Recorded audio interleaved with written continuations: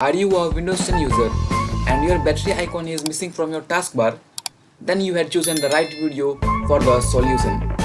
In this video, I will show you how to reappear your battery icon on your taskbar.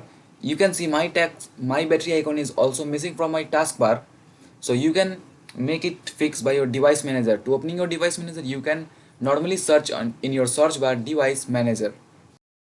There is one more way to open the device manager. Just simply right click on your start button and select device manager, and here your page will appear.